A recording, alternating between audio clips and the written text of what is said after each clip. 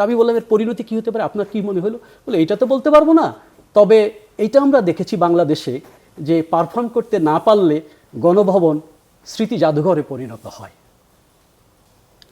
ধন্যবাদ, দর্শকদেরও ধন্যবাদ। প্রথম কথা হচ্ছে যে আগামীকালকে 5ই আগস্ট দ্বিতীয় বর্ষপূর্তি হচ্ছে। সেই সময়ে অভ্যুত্থানের, ভাই যে কথা বলছিলেন যে অভ্যুত্থানের সহশক্তির বিভাজন কার জন্য আনন্দ আনছে সেটা একটা দেখার বিষয়। যে 5 তারিখে যখন শেখ হাসিনা আবির্ভূত হচ্ছেন বলে আমরা শুনছি, তখন ছাত্রদল এবং ছাত্র শিবির পরস্পরের বিরুদ্ধে মারমুখী আচরণ করছে।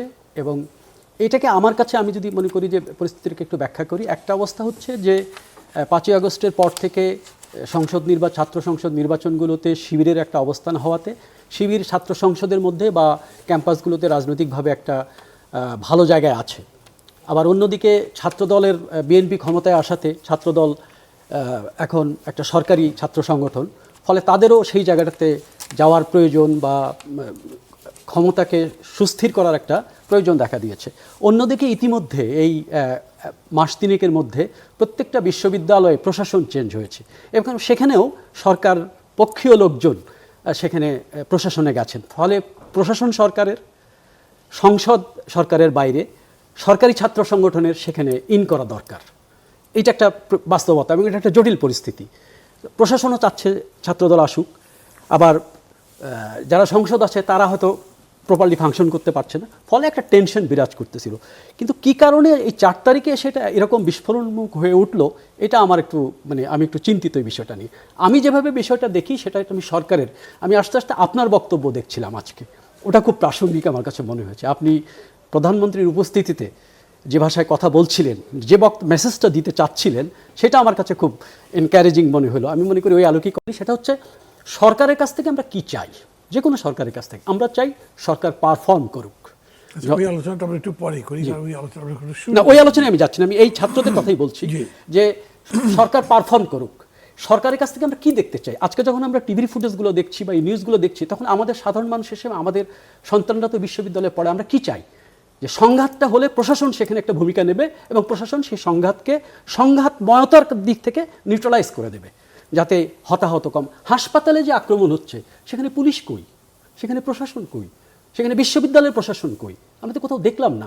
তো এরা তো সরকারের পার্ট অফ দ্য গভর্নমেন্ট, এরা ফাংশন করছে না। আমি এইটাই বলতে চাই যে এই সংঘাতের একটা বড় দিক হচ্ছে, সাধারণ মানুষ হিসেবে আমি যদি দেখি, অভিভাবক হিসেবে আমি যদি দেখি, সরকার যা বলছে সেই পারফর্মটা আমরা দেখতে পাচ্ছি না। এবং জুলাই অভ্যুত্থানের পরে আমি আজকে একজনকে জিজ্ঞেস করছিলাম যে উনি জুলাইয়ে খুব অ্যাক্টিভ ছিলেন, আমি তাকে দেখেছি, জিজ্ঞেস করলাম, সাধারণ মানুষ জিজ্ঞেস করলাম যে ভাই কী অবস্থা? বলে জুলাই তো হারিয়ে গেছে। কেন হারিয়ে গেছে? বলছে আমি যা প্রত্যাশা করেছিলাম তা তো পাচ্ছি না, আমার ন্যূনতম যে জিনিসগুলো সেগুলোই তো আমি পাচ্ছি না। আমি বাসে স্বাভাবিকভাবে চলতে পারছি না, বাড়িতে রান্না করতে পারছি না, বিদ্যুৎ পাচ্ছি না, তা আমার লাভ কী হলো? তা আমি বললাম এর পরিণতি কী হতে পারে, আপনার কী মনে হলো? বলে এটা তো বলতে পারবো না, তবে এইটা আমরা দেখেছি বাংলাদেশে যে পারফর্ম করতে না পারলে গণভবন স্মৃতি জাদুঘরে পরিণত হয়। এইটা একটু বুঝতে হবে। আমি মনে করি যে এই জায়গাটায় আজকে রাজনৈতিক দল, সরকার বলতে শুধু সরকার না, বিরোধীরা তো সরকারের অংশ, তো তারা কি করলো, তারা কি ফাংশন করলো, দুই বৃহৎ দলের আজকে এটা তো সারাদিন ধরে চলতেছে, কালকে থেকে টেনশন শুরু হয়েছে, তো এটাকে নিউট্রালাইজ করা যেত না?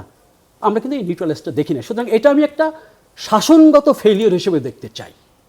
এটা আপনি কি নিউট্রালাইজ করার কোনো চেষ্টা দেখেছেন? না, ওইটা আমি বলতেছি যে একটা অ্যাক্টিভিটি থাকে না, পুলিশকে বরং আমি দেখলাম নিরীহ দর্শকের ভূমিকায় আছে। ঢাকাতে পুলিশ তো বিকালের আগে নামেই নেই, তো সেটা একটা তাদের আলো তো সকাল থেকে থাকার কথা, আশঙ্কার কথা। এখন দেখলাম, একটু আগে দেখলাম যে আলিয়া মাদ্রাসায় যে দল সকালে ছিল তাদেরকে বহিরাগত বের করে দিয়ে আরেক দল ঢুকে তালা মেরে এবং প্রিন্সিপালকে মাথা টাথা ফাটিয়ে দিয়েছে, প্রিন্সিপালকেও টর্চার করেছে। আমি এই ফুটেজ দেখলাম।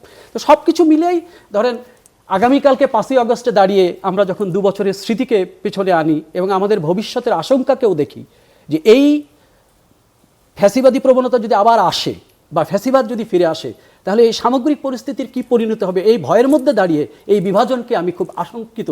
এই বিভাজনকে দেখে যে কথা ভাই বলছিলেন, আমিও খুব আতঙ্কিত যে আসলে এটা কি সিগন্যাল দিচ্ছে।